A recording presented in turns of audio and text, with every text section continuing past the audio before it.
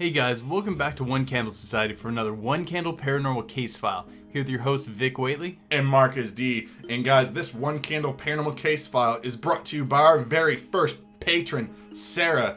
Thank you so much for becoming one of our patrons. We are so thankful about that, and hopefully you'll be the first of many. You are the best, and never forget that. And you guys might be asking yourself, are we going to do that for every single person that becomes a patron? Well, guys, become a patron and find out. But for now, let's get to the Alvin Plesiosaur.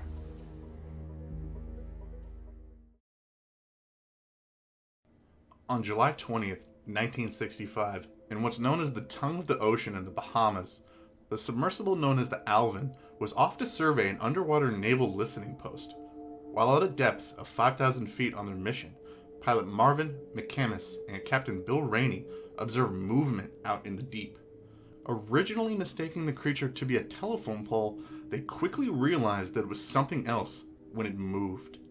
They logged seeing a creature with a long neck, a snake-like head with a thick body propelled by flippers. They observed the creature swimming around for several moments, trying to move the submersible to get a photo of the creature. Unfortunately, the creature swam away before they could get proof of their sighting with a photo.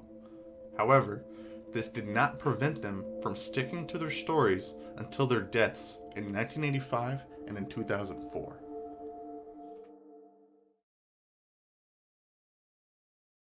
Hey guys, and as cool as this story is, one of the really cool things about it is the Alvin itself.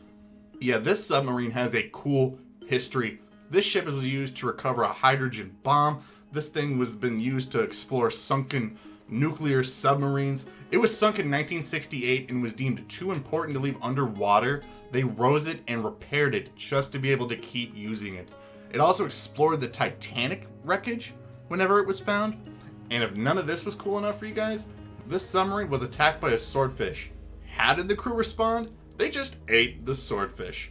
And the Alvin is still out there today, guys. They didn't make a new one of these. They just kept making updates to it like it's the $6 million submarine. It's one of the coolest things ever, guys. And if I'm going exploring for underwater sea monsters, you can bet that I'm going in the Alvin. So guys, when we're talking about the Alvin Plesiosaur, we've talked about plesiosaurs before on the channel, like with the Lobigner Devil, which is a video you guys should check out if you haven't already seen. We'll put a link to the description of it below.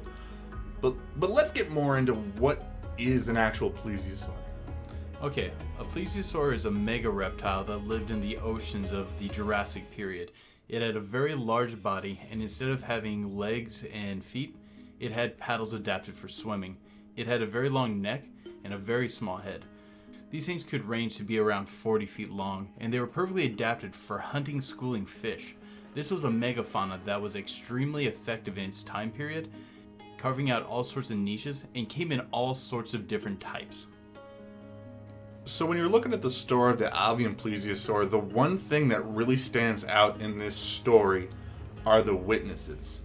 Several times whenever you're dealing with the paranormal, the witnesses are always dragged through the mud, claiming they're crazy, they don't know what they're talking about, they're inexperienced. Not in this case. And that's what makes this story so special, not just for plesiosaur sightings, but just paranormal sightings in general. First, we have Marvin Mcamis, the original pilot in the story. This guy was still considered to be a very respectable pilot even after saying this. We talked about the Alvin being used to recover a hydrogen bomb underwater. This was the pilot that they selected to do it. So obviously people had faith in this guy to do the job. And then you got Captain Bill Rainie, and this dude's been decorated several times over for his work underwater, guys. And these two guys, like I said in the history, were still claiming to have seen this thing all the way up into their deaths. So I think that's what makes this story worth taking a look at. When it comes to cases like the Alvin Plesiosaur, a lot of people argue that it's just not possible for something like that to be around nowadays. And to showcase this argument, I'm going to ask our illustrious Marcus here to put on his skeptic hat and give me a hand. Not just any skeptic hat. I'm going to put on the angry skeptic hat. If you guys have seen our videos before, you guys know that Vic is amazing with his knowledge of biology. So I'm going to play the angry skeptic in this in order to create a dialogue. So you actually think that a plesiosaur could exist? I think it's possible. A lot of animals survived the KT extinction. The what? The KT extinction is the massive extinction that wiped out the dinosaurs. Like a fancy way of saying what survived the giant meteor crashing to Earth? Well, obviously some things survived or we wouldn't have life as we do nowadays. But beyond that, there's something especially telling in the story of the Alvin Plesiosaur. It was spotted at 5,000 feet below the surface. That's a very, very deep area, especially for a plesiosaur. But we knew that these animals had widely adapted in different parts of the world. One of the biomes that was largely spared from the KT extinction were the abyssal areas of the ocean. That's because a lot of food had fallen down there, a lot of algae would descend down, and that algae would feed the small fish would feed the larger fish, and the biome was able to continue. Now, if there's a deep diving plesiosaur existing at that time, it had a very high chance of being able to survive as long as the schooling fish survived, which was their primary source of food. But there were tons of creatures that didn't survive down there. What makes the plesiosaur so special? The plesiosaur was very well adapted, and like I said, it was a very successful body form. It had spread throughout the Jurassic period, and as long as it had things like its food source, its temperature wasn't widely changed, and beyond that, if it had adapted to living in these very low parts of the ocean, it had already adapted to extremely adverse climates. No, I'm turning the angry skeptic head around here. I call bunk. Because if it had survived to now, then there would be a body. We would be able to find a body on, like, a beach somewhere from one of these things. Perhaps we have and just can't identify it. A corpse floating in the water goes through a process of maceration. That's where the body decays in the water. It takes in all these odd shapes as it detaches from bones fall out, predators come and pick at it, and you just get this weird glob that kind of washes up on the shore. And another problem, while it's doing this, it's floating in the sun, bleaching out the DNA, making it impossible to identify. We hear reports all the time, particularly in the strange and the cryptid world, of odd things floating up on shores, and us just simply not being able to identify it. Beyond that, this is probably living in the same sort of area as the giant squid, and, well, we don't get a whole lot of their bodies washing up on the shore either. No, that's just punting the question down the line. You just can't say, oh, the ocean is this vast, mysterious place, and we haven't seen anything we haven't seen everything that lives down there. When you look at, we've had beached whales we can obviously identify. We've had beached dolphins. We've had beach sharks. There's even been some squids that have landed up on the beach. No megafauna like a plesiosaur has washed up within the last 40 years when we could have taken a picture of it. We live in an age of cell phones. If one of these things had done that, we'd have a photo. Well, this thing follows a similar feeding pattern and is dwelling the same depths as things like sperm whales, or at least that's my assumption if it's taking on this sort of feeding pattern. We don't get a whole lot of sperm whales washing up on shore, at least not compared to things like beluga whales. And at that, if the corpse is overly macerated, a cell phone's not going to help. But even then, if you want to even say that it could survive down underwater for long periods of time, or maybe we just haven't seen everything down there, whatever, I'll see even some of all that to you, okay? But we are almost fully certain that the plesiosaur breathes air. That makes it incredibly unlikely that this thing could hide without us being able to see it. Especially now, in today's age of just everything being on the internet. That's true. The plesiosaur, based on everything we know about them, probably did need to breathe air, and probably did so in a similar way as, say, the sperm whale, where it dived down very deep, feed on its way up, and then take in air. But it probably didn't breach like them. It would probably use its long neck to stick its small head just up over the surface, taking the air, and then redescend. This thing would have to be adapted to the point where it could take in small amounts of air and survive off it for a very long period of time. And for the cell phone argument, that's true more like in cities and on land, but how many people are combing the oceans with cell phones? Man, I just don't mean cell phones. I mean just any camera in general. I mean, you keep comparing this thing back to a sperm whale. You can watch documentaries about sperm whales. You can see photos of sperm whales. I just don't think that you can just compare the plesiosaur to something like this when we have all of this information on a sperm whale, that it exists. We don't have that for the plesiosaur. Why? Well, we're probably not talking about similar population size. We're probably talking about something that's surviving in a very low amount of population, and I even think perhaps could be breeding through something called Parthenogenesis. When you talk about creatures like Champ or Nessie, everyone talks about how you need this breeding population of at minimum 50. Well, that's not necessarily true.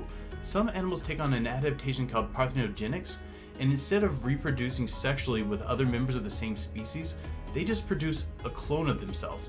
And being that this creature would be living at a very low depth, I think that would be a likely adaptation for it to take on, because it probably wouldn't be encountering a lot of its same species. I knew it. Y'all heard it here, folks. Vic says all plesiosaurs in the wild are clones. No, that's not what I'm saying. It's just something that had crossed my mind that when I was studying the biology of these animals, that it really does seem like something that could have taken on Parthenogenesis. I'm just in my head seeing like a plesiosaur just walking around and then pop, like just another plesiosaur just pops up next to it. They just look at each other and go, "Whoa, you look really cool. I know, you look really cool too. Let's be friends." And then they just swim away from each other.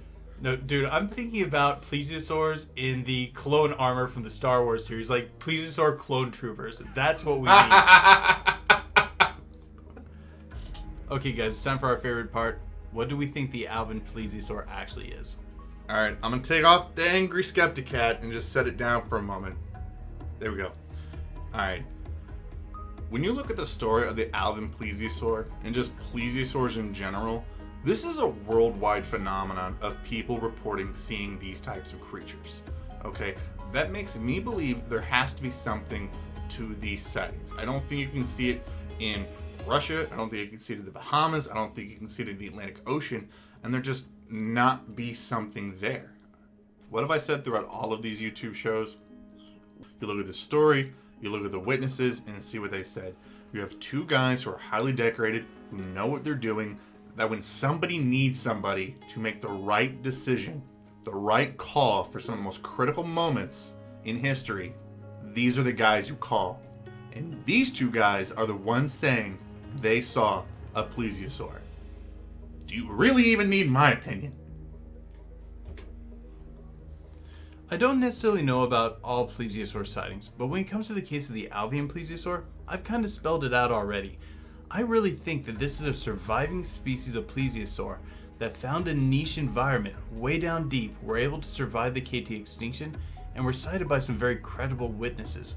This thing would be an amazing abyssal dwelling creature, and as long as there are schooling fish around, this thing's strategy of survival is sound.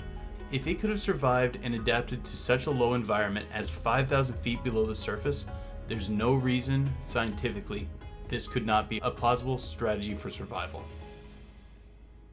But tell us what you guys think in the comments below.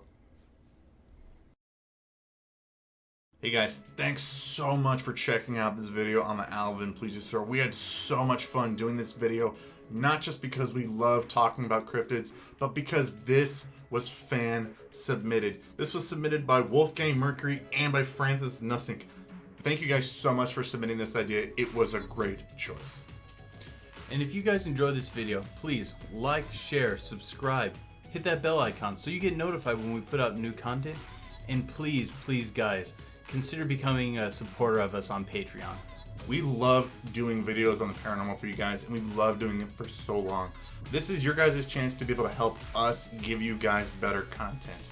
This is our passion, and thank you guys so much for supporting it, and thank you guys so much for watching. We have always said throughout so many of our videos that we love our fans more than any other channel, and we really try to make you guys feel that when we do our videos. But most importantly, guys, no matter what, keep believing. Because we'll keep listening.